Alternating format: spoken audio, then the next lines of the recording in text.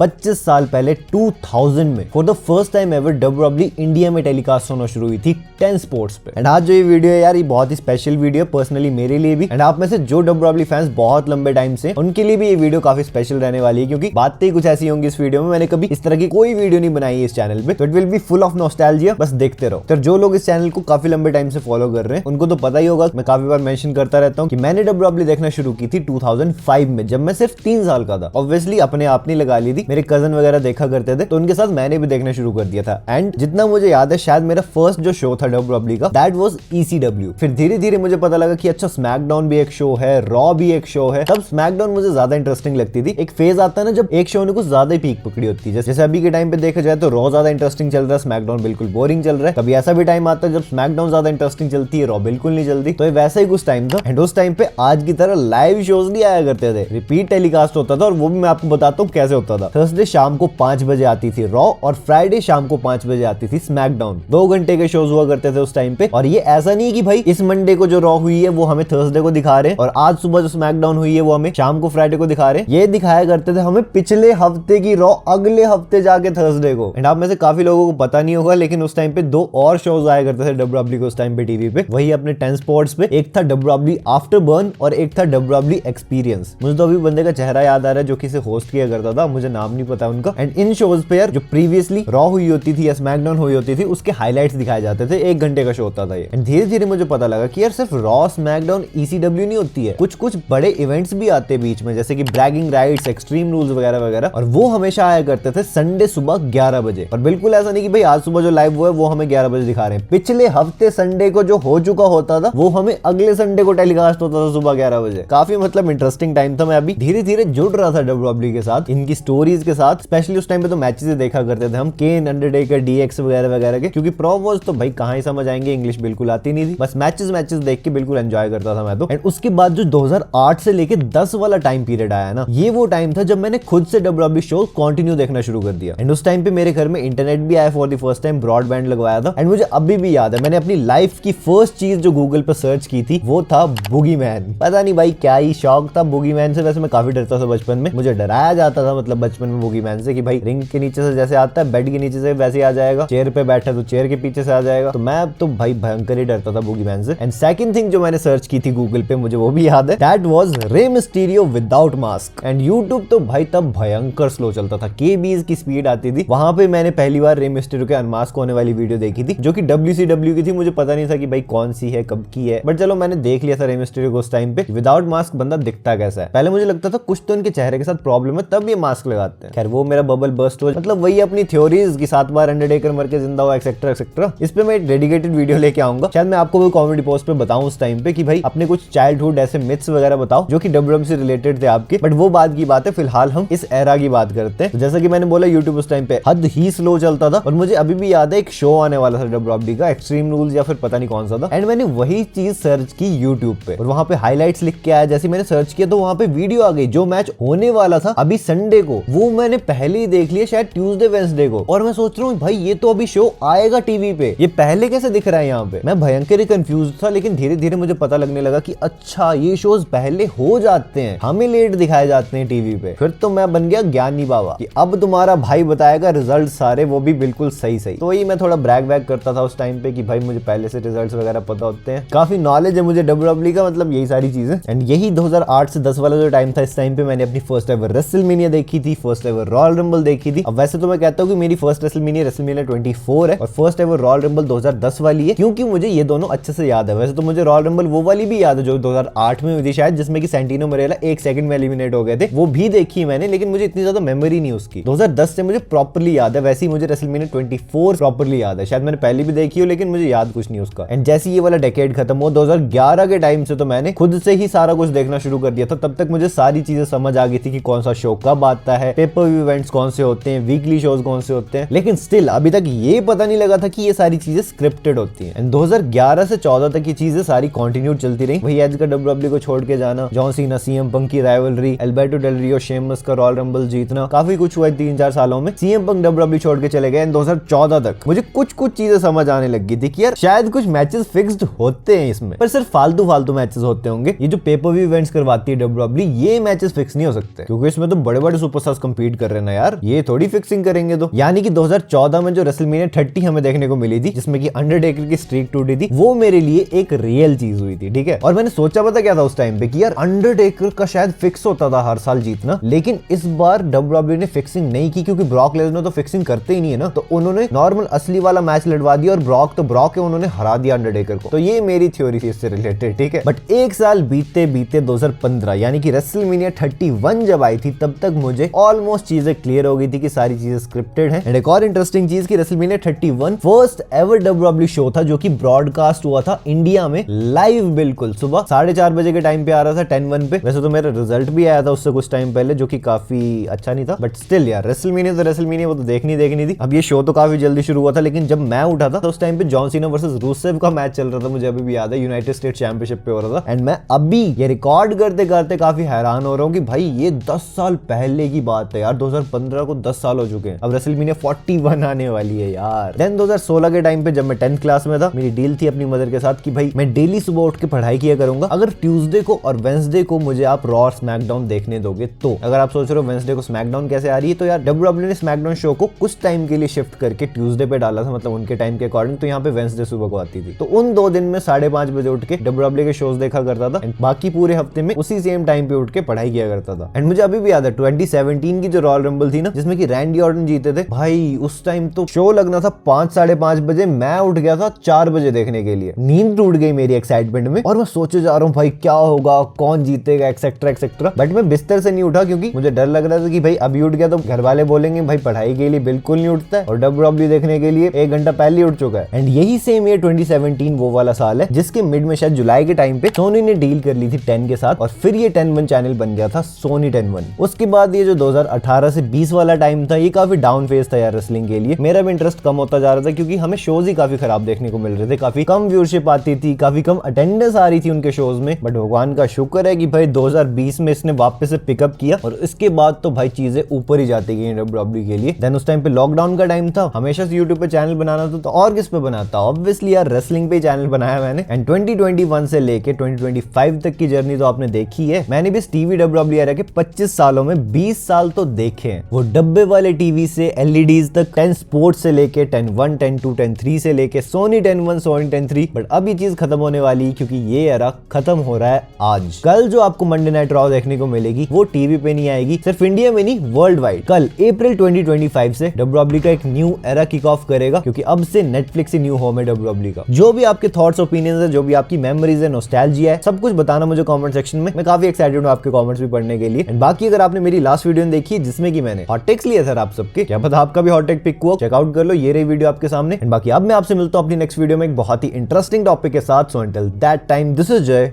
Signing out.